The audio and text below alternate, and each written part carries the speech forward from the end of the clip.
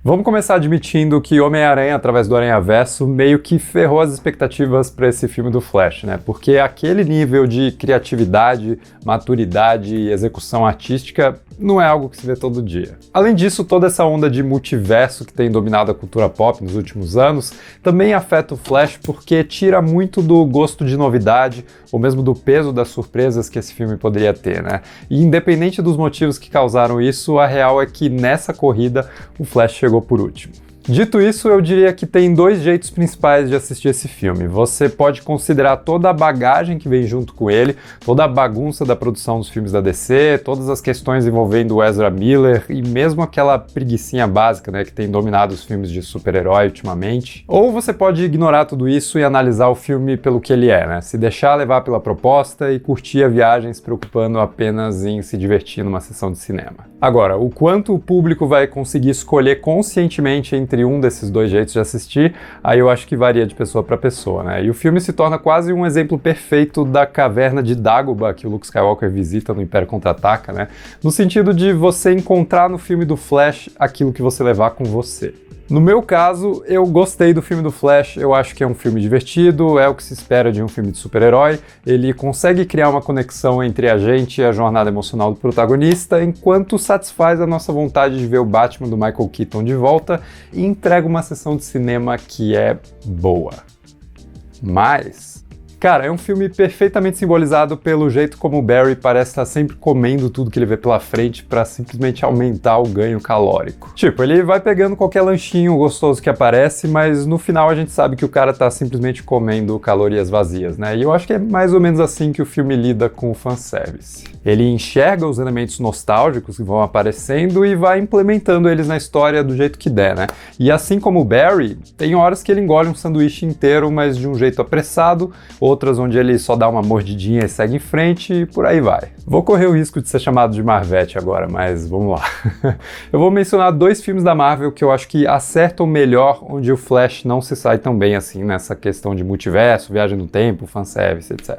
Homem-Aranha Sem Volta Pra Casa, que até hoje é acusado de fazer fanservice gratuito, na minha opinião, funciona porque traz de volta o Andrew Garfield e o Tobey Maguire como personagens de verdade, com lacunas emocionais que existiam nos seus próprios filmes, principalmente no caso do Andrew, e o filme dá espaço para eles serem mais do que só participações funcionais na trama, né? Como naquela cena excelente dos Três Aranhas trocando ideia nos momentos antes da batalha final. Sem contar aquela estralada nas costas do Tobey Maguire que é simplesmente perfeita.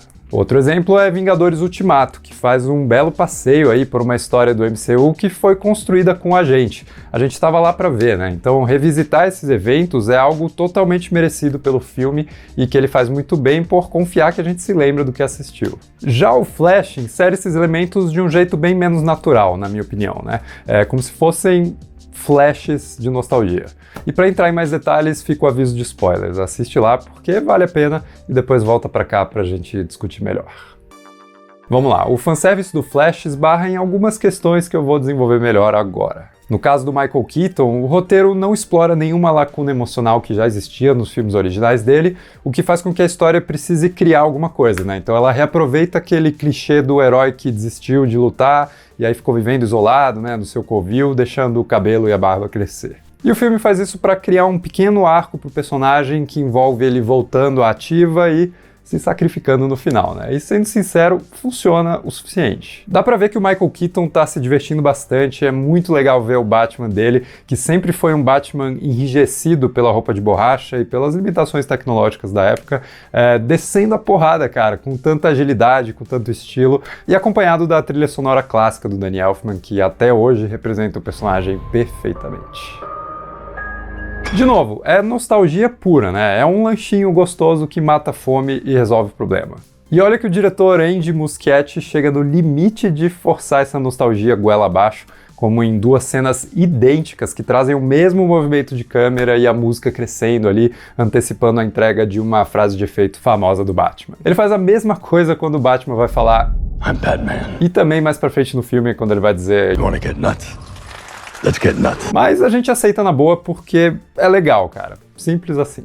Agora, existe o fanservice mais repetitivo e mal resolvido, né? Como é o caso da Supergirl, interpretada pela Sasha Calle, que faz o que pode com a personagem, mas ela tá aqui para costurar necessidades da trama e só isso. Repara também como não existe nenhuma resolução na história dela, né? Ela morre e nunca volta depois para ter algum tipo de fechamento. E aí quem se deu bem nessa história foi a Bruna Marquezine, que perdeu esse papel para depois conseguir um outro papel no filme do Besouro Azul, que é um filme que tá valendo aí nessa nova DC do James Gunn.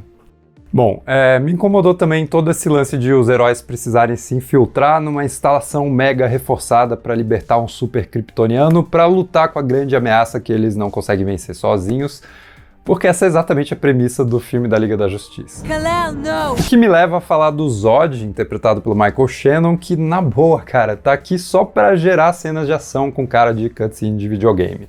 Os caras não fazem o mínimo para construir alguma substância para o personagem, né? E eu suspeito que ele sequer pisou no set de filmagem porque ele só aparece no modo bonequinho virtual de ação. De novo, pensem como conseguiram deixar o Duende Verde do Willem Dafoe ainda mais sinistro em Sem Volta para Casa, e aqui nada disso acontece com o Zod, né? Ele não é nem ameaçador e também não rende boas cenas de porradinha heróica. O que é uma pena, porque tirando essa sequência de batalha no deserto, meio artificial demais, eu acho que o filme entrega ótimas cenas de ação, né, que exploram muito bem as habilidades dos heróis. E não só o Batman do Michael Keaton, que é sensacional, mas o Flash também, que mesmo tendo poderes que já estão sendo explorados há algum tempinho aí no cinema e na TV, ainda são usados de jeitos criativos aqui pela direção do Andy Muschietti. Finalmente, o terceiro tipo de fanservice é também o mais gratuito, né? É aquela explosão de cenas e personagens de todos os cantos do universo DC, que também são divertidos de ver, mas são completamente sabotados pela computação gráfica incrivelmente mal resolvida. Sério, eu sou o cara que mais releva efeitos visuais questionáveis, né? Eu acho que é muito mais importante acertar todo o resto ao redor do efeito. Eu entendo que os profissionais estão sobrecarregados e não estão entregando o que eles realmente poderiam e gostariam de entregar, mas, cara, é bizarro, velho. Os seres humanos 3D aqui nesse filme, sei lá, são a personificação máxima do Vale da Estranheza. E acontece com todos eles, né? Acontece com o Super-Homem do Nicolas Cage e é maravilhoso ver o Super-Homem do Nicolas Cage. Mas chama o cara de verdade, não coloca ele 3Dzão ali numa cena que dura segundos. Ainda bem que o George Clooney é o George Clooney mesmo. Isso foi perfeito. Mas enfim, tudo isso afeta o filme se, como eu disse antes, você entrar no cinema querendo reparar nisso, né? Querendo se incomodar com tudo isso, porque é possível relevar isso graças ao que funciona melhor, que pro bem ou pro mal, é o Ezra Miller de Flash. Ok, a versão novinha dele consegue ser irritante em alguns momentos, mas ela, sei lá, por contraste, favorece o desenvolvimento de maturidade do Barry mais velho e ainda consegue servir como uma história de origem para o personagem que a gente não pôde assistir antes, porque ele já surgia pronto no filme da Liga da Justiça. Por conta disso, o Flash é o personagem mais bem trabalhado aqui e tudo que envolve a busca dele por consertar a morte da mãe e depois perceber que ela precisa acontecer, funciona muito bem, pelo menos no nível emocional. Se faz sentido ou não com Viagem no Tempo, aí já é outra história, mas vamos combinar que lógica não é o ponto principal de histórias assim, né? Então, pra mim, tá de boa. Particularmente eu gosto muito de como eles usam a lata de tomates para simbolizar algo tão insignificante, mas que causa tantas consequências no multiverso, né? E o roteiro consegue aproveitar duas ótimas cenas bem emotivas no mercadinho que representam momentos opostos no arco do personagem do Barry aqui. A primeira cena, quando ele coloca a latinha no carrinho do supermercado, é o reencontro com a mãe, e depois no mesmo lugar, quando ele retira a latinha, isso vira sua despedida, né? Tornando esse momento na vida do Barry algo tão agridoce quanto um bem temperado molho de tomate, que sempre tem aquela pitadinha de açúcar no meio. Agora, o triste é que o contexto de tudo que o Ezra Miller provocou fora do filme tá sempre ali, né? Removendo um pouco da autenticidade desse arco emocional.